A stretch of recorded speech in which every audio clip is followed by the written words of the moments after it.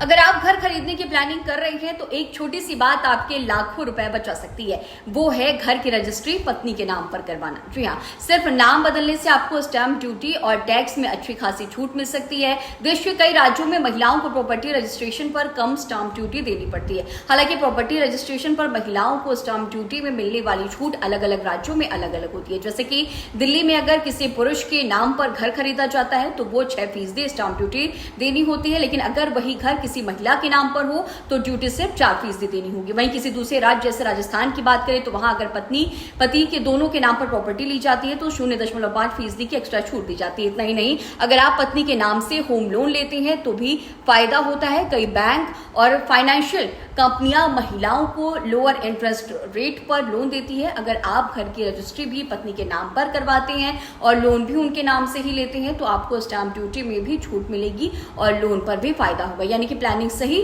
तो आप लाखों रुपए बचा सकते हैं। इसीलिए घर खरीदते वक्त बस थोड़ा सा स्मार्ट सोचिए और जहां फायदा दिखे वहीं फैसला लीजिए।